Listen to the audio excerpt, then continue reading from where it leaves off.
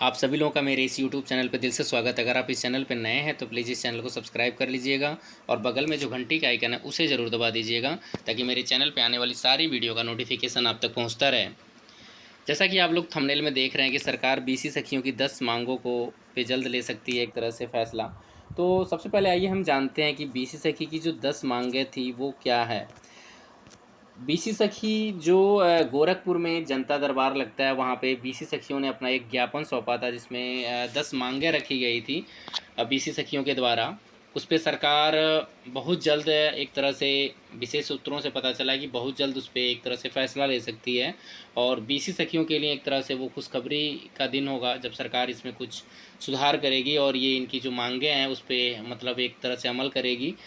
आइए हम जान लेते हैं कि वो बीसी सखियों की जो 10 मांगें थी वो क्या थी। सबसे पहला जो इनका मांग था कि 1 लाख का जो हेल्थ इंश्योरेंस मतलब हेल्थ इंश्योरेंस इनका कराया जाए 1 लाख रुपए तक का। दूसरी जो मांग थी वो कॉमन सर्विस सेंटर की जो एक तरह से आईडी इनको मिले। और तीसरी इनकी जो मांग थी वो एक तरह से आधार को करेक्ट करने का मतलब इनको एक ऑप्शन मिला कि आधार में सुधार कर सकें जिससे ये अपनी इनकम जनरेट कर सकें। और उसके बाद अगला जो इनका मांग था वो 10,000 से लेके 25,000 जो लिमिट करनी, जो इनका ट्रांजैक्शन लिमिट अभी ये 10,000 तक ही एक तरह से विड्रॉ कर पाती हैं, तो इस लिमिट को 10,000 से 25,000 करने की मांग थी। उसके बाद राष्ट्रीयकृत बैंकों से इनको जोड़ने की मांग इन्होंने रखी थी ताकि अगर ये पेमेंट बैंक जो है किसी भी तरह की मनमानी कर रहे हैं तो इन पेमेंट बैंकों की जगह राष्ट्रीयकृत जो बैंक हैं उनसे इनको जोड़ा जाए ताकि ये आसानी से अपना जो बीसी सखी का काम है वो कर सकें। उसके बाद 20 लाख तक का एक तरह से इनको दुर्घटना बीमा के लिए इन्होंने अपना प्रस्ताव रखा था। उनकी ये मांग थी कि उनका एक तरह से 20 लाख दुर्घटना बीमा किया जाए ताकि इनके साथ अगर कोई दुर्घटना होती है तो मतलब 20 लाख तक का इनको दुर्घटना बीमा इनका मिल सके। उसके बाद एक तरह से मानदेय को बढ़ाने की बात इन्होंने अपनी मांग में रखी थी। 4,000 जो मानदेय मिल रहा है वो बहुत कम लग रहा है, तो इसलिए वो उन्होंने बोला था 4,000 से 6,000 मतलब मानदेय किया जाए। और इस मानदेय को रेगुलर करने की भी बात उसमें थी कि 6 महीने से बढ़ा के रेगुलर किया जाए। उसके बाद 2 लाख रुपए तक का मतलब ब्याज मुक्त एक तरह से ऋण लेने की बात कही गई थी कि सरकार के द्वारा 2 लाख रुपए तक का इनको एक तरह से अलग से लोन मुहैया करवाया जाए जिस पे ब्याज ना लगे और इस लोन को ईएमआई में अपना सरकार वापस ले, बिना ब्याज के वापस ले और ईएमआई में वापस ले ताकि इनको एक तरह से कैपिटल मिल जाए और उस कैपिटल से ये लोग अपने काम को बढ़ा सकें। उसके बाद ज़िले पे 8 दिवसीय ट्रेनिंग की बात की गई थी कि ज़िले पे इनकी 8 दिवसीय ट्रेनिंग दी जाए ताकि इनको जो डिवाइस चलाने में कोई दिक्कत परेशानी आ रही है तो सारी दिक्कत परेशानी एक तरह से दूर हो।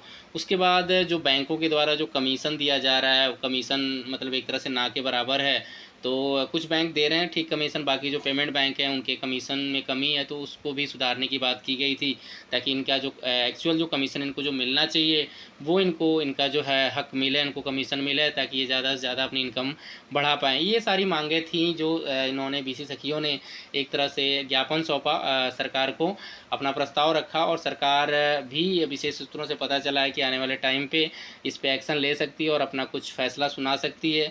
जो सरकार को इसमें सही लगेगा, जो ये सरकार कर सकती है इसमें, तो ज़रूर उसका सुधार करने की कोशिश करेगी और आने वाले टाइम में देखने को भी आपको मिलेगा कि बीसी सखियों के जो काम में जो भी बाधाएँ हैं, जो भी दिक्कतें हैं, उसमें सुधार भी आएँगी। जो भी बीसी सखी जुड़ के अभी काम कर रही हैं वो अपना काम जो है एक लगन से कर रही हैं और आगे भी वो अपना लगन के साथ काम करती रहें। सरकार ज़रूर जो भी दिक्कतें परेशानियां हैं उसको सरकार को सुनना पड़ेगा। मैं ऐसा क्यों कह रहा हूँ, क्योंकि सरकार को भी पता है एक तरह से जो ये बीसी सखी हैं ये छोटी मोटी संख्या में नहीं है, एक तरह से 58,000 बीसी सखी हैं। हर एक ग्राम पंचायत में एक बीसी सखी एक तरह से तैनात की जानी है और वो किसी न किसी समूह से जुड़ी हुई हैं, स्वयं सहायता समूह से जुड़ी हुई हैं।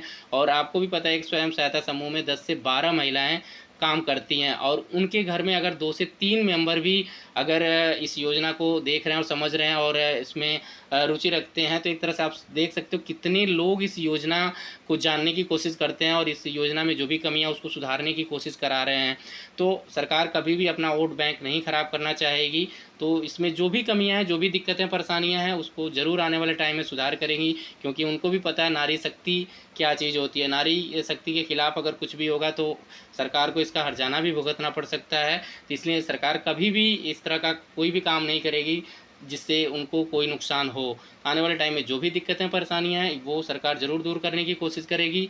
आप सभी लोग जैसे भी काम कर रहे हो मन से काम करो, ट्रांजैक्शन ज़्यादा से ज़्यादा काम करने की कोशिश करो, ताकि आने वाले टाइम में जो अगर आपका कमीशन बढ़े या जो भी सरकार के द्वारा कोई भी गाइडलाइन आती है या जो भी अपडेट आता है तो उसका आपको फ़ायदा मिल सके। क्योंकि अगर आप काम करना बंद कर दोगे तो ये क्या करेंगे, आपकी जो आईडी खुली हुई है बीसी सखी की जो आईडी है वो ब्लॉक कर दी जाएगी और बाद में जाके दिक्कतें आपको आएंगी। इसलिए आप काम करना मत छोड़ो, कमाई नहीं हो रही है फिर भी आप लोगों ने जैसे 2 सालों तक इतना सहा है तो थोड़ा टाइम और सह लीजिए और वेट कीजिए कि सरकार कुछ इसमें ज़रूर सुधार करे। और जैसे भी आप काम कर रहे हो आप काम करते रहो, काम को जारी रखो। तो यही आपको बात बतानी थी इस वीडियो में। अगर आपको मेरी वीडियो अच्छी लगती है तो प्लीज़ इस वीडियो को लाइक कर दीजिएगा और अभी तक आपने इस चैनल को सब्सक्राइब नहीं किया है तो प्लीज़ इस चैनल को सब्सक्राइब कर लीजिएगा। आप सभी लोगों का मेरा वीडियो देखने के लिए दिल से धन्यवाद। मिलते हैं अगले वीडियो में।